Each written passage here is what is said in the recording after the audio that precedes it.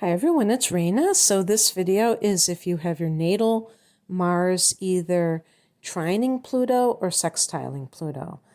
And somebody asked about this, and I had actually been intending to make a video on what we would call these easy aspects from Mars to Pluto for a while now. I actually thought I might have already done it. I've done so many combinations, and I kind of looked into my channel, and it was actually a trine or sextile between the Sun and Mars. So different aspect altogether. So when you're talking about Mars, you're talking about your drive. And so whenever you get Mars and Pluto together, there is like this intensity because Pluto is one of the rulers along with Mars of Scorpio. So this combination produces a scorpionic effect, even if the these two planets combining are combining in a way that is considered more. I'm using the word positive just because it hits the point home. And, because they are in their own right, both of these planets, they can be quite challenging.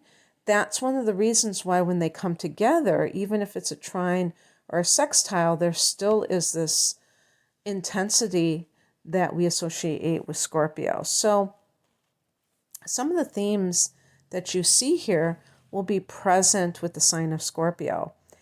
And so Pluto is the transformation agent, but it also can, bring something down. I'm looking for a better word than bring something down.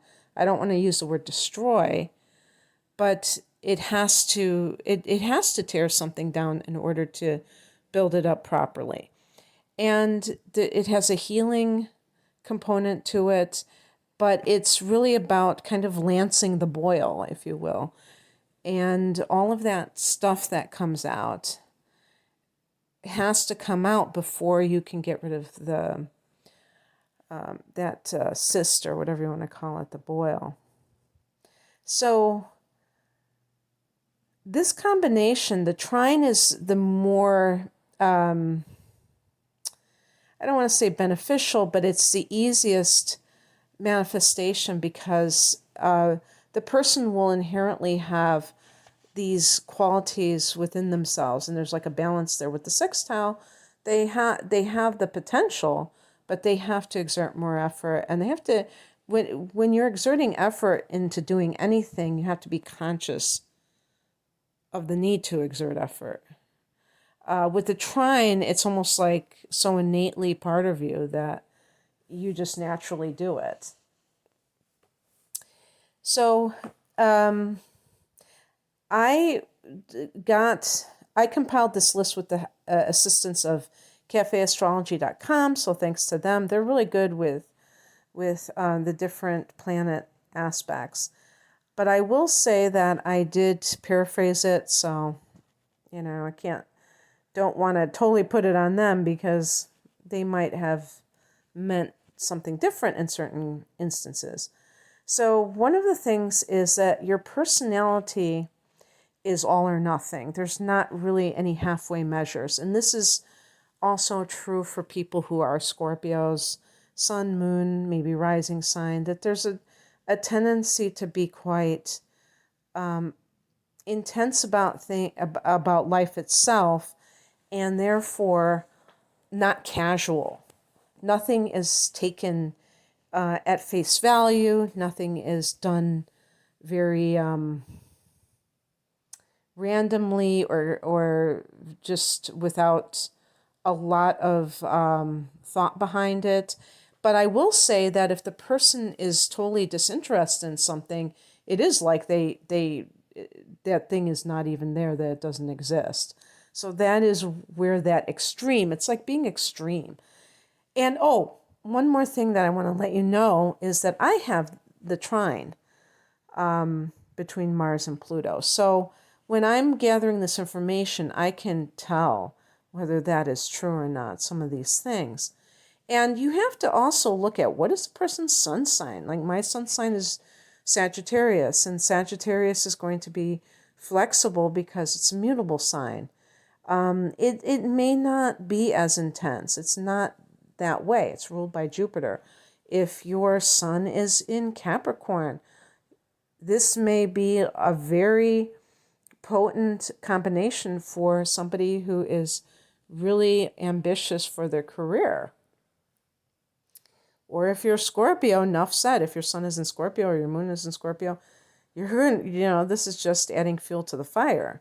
So, if you're a Gemini, if you're a Sag, you might have that gravitas in certain parts of your life, but it may not show up as your basic core personality trait in the way that you would think.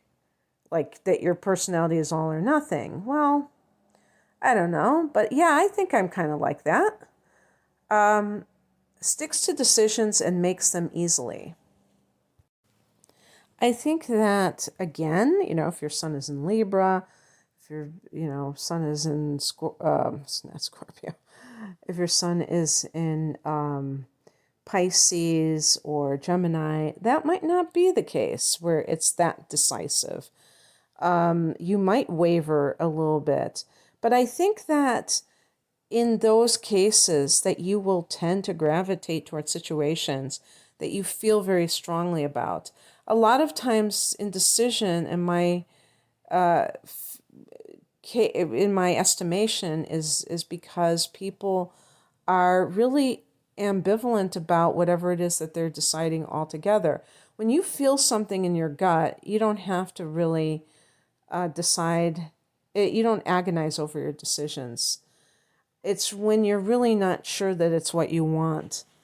And so, but there are certain signs that tend towards indecisiveness more than others. When I talk about myself, I have the moon in Virgo, and that can be very like second guessing oneself. So if you feel like that doesn't really, you have like the trine or the sextile between Mars and Pluto, and you feel like you're not that decisive, well, I would agree with you. I don't think that this is necessarily the case. But I will think that they said that you stick to your decisions. I do think that that is probable because both of these planets, it's like a commitment. Mars is, taking that action, initiation, and Pluto is the power that it holds. And so when you have a friendly angle like that, they support one another. So in other words, if there are squares between Mars and Pluto, the person can feel as if there is this inability to break through. And that can lead to a lot of frustration because the person feels thwarted in being able to empower themselves. So this is very good for following through. And they also say that you're confident in your abilities. Again, I think that is going to, that could be on a case-by-case basis. That could be maybe in a certain area of life that you are, let's say you're very confident in your career life. That might be the case, but perhaps you're not so confident when it comes to trying to meet somebody for a romantic type of connection. You might be very insecure in that area. So I do think that we have to look at it from that. And I do think this is more for issues connected to ambition than anything else, although Mars can be the sex drive and certain Pluto is connected with that too, so I might be wrong on that one. Strategizing when you take action. Well, that sounds like everybody who takes action without strategizing. But yes, I do think, I know someone who's a Scorpio, and actually was, I think it was like a award-winning chess player, and had some kind of like like professionally or something. And the reason is because of that ability. There's actually a couple things that go on. So in the first place, one of the things the reason that chess is like that is because you're anticipating the other person's move. So part of strategy is thinking, what are other people going to do? About how are they going to react if I make this move? And chess is the perfect symbolism of that.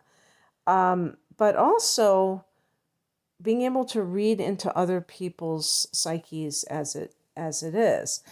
And one of the things that they mentioned here is that, let me see if I can find the exact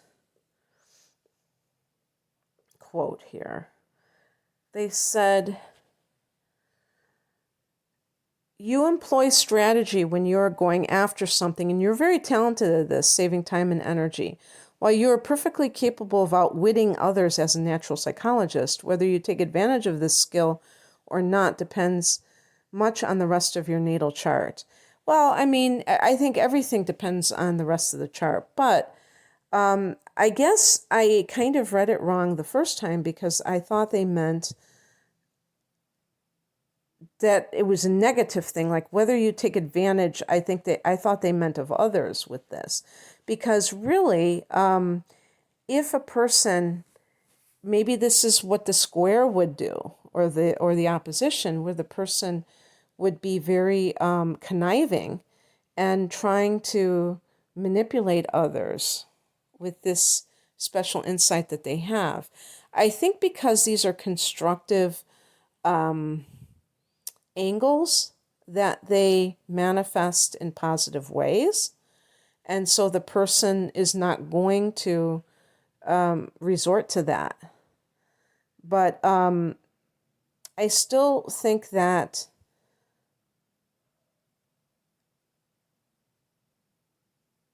that's one thing that I don't quite understand, because when you take action, unless you're just completely out to lunch and you're not thinking about anything, you are going to have some kind of like a game plan beforehand.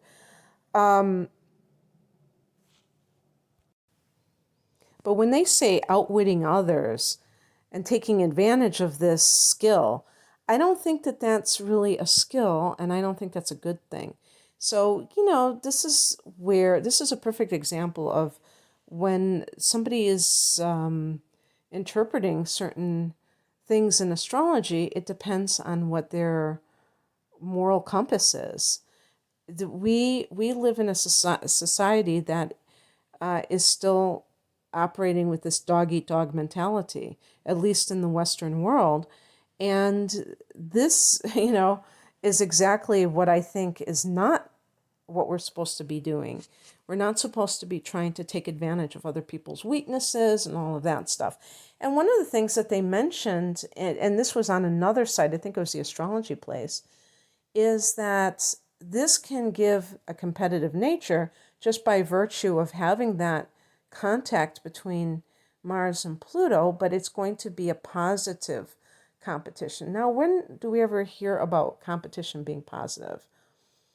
Competition is positive when you're using other people as a means of contrast to,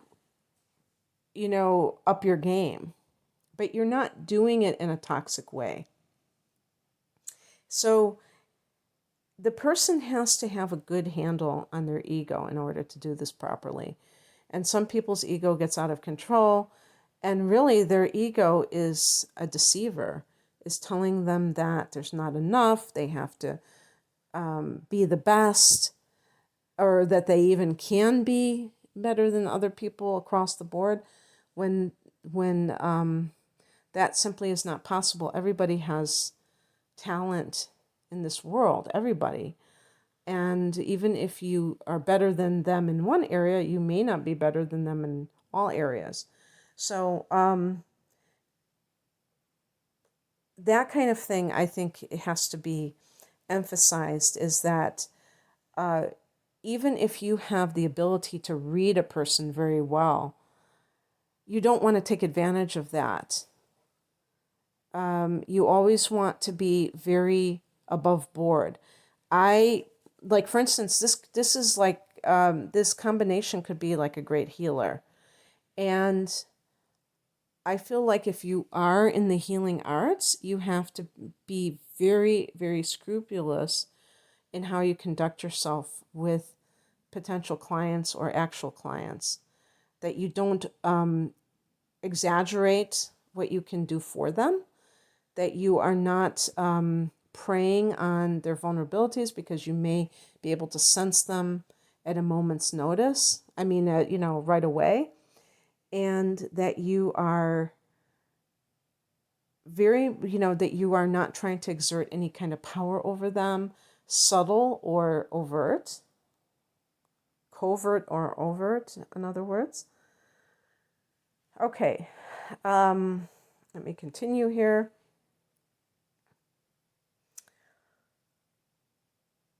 Ability to read other people's nature, I already mentioned that. Aura, that suggests power. And then there's leadership abilities. Yes, and that can be something that is very apparent, especially if you're a Leo, a Capricorn. If your sun is in Leo or Capricorn, you're going to just give off that vibe to begin with, maybe in Aries.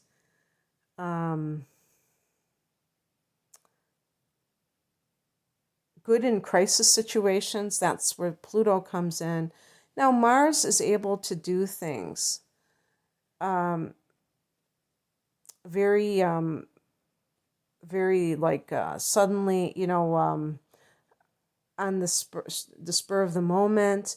But when it's forming a nice angle to Pluto, that can mean that you're able to do the right thing in those emergency situations, in those crisis situations.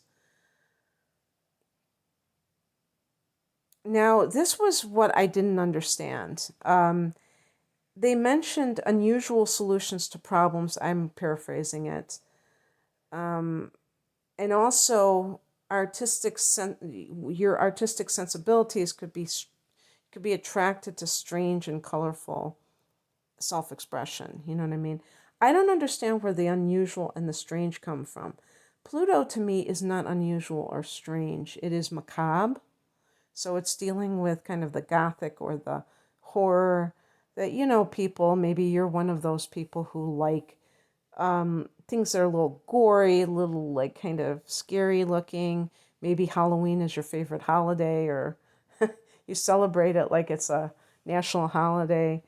But I wouldn't call that strange, and I wouldn't call it colorful. So not quite sure why they did. But that could be how your artistic, and I don't even know why they're talking about art, because Mars, I just don't understand why they're talking about these things. Maybe a creative potential between this connection. I'm just bringing it up. I don't know if that relates to anybody. What they suggest is that you have to be moderate, because there is that extreme. Remember, these are the two planets that rule Scorpio. So there is this natural gravitation towards something that has this extreme quality to it, this all or nothing. And life cannot be all or nothing, because there are too many subtleties. And when people are extreme, they are very much into the polarities. And these are, not integrating. And we want to integrate. That doesn't mean being wishy-washy, by the way, where you don't ever have an opinion, you don't ever stand for anything. No, absolutely not. And people like this there's a saying that I really resonate with, having this trine. If you don't stand for something, you'll fall for anything. And definitely taking a stand and being resolute. And I think when they say confident in your abilities, I would also add confident in your beliefs and your attitudes, because those are what power your actions. Okay, that's what I have for you. I hope that this resonated. If you would like a personal reading, the link is below. Take care. Bye.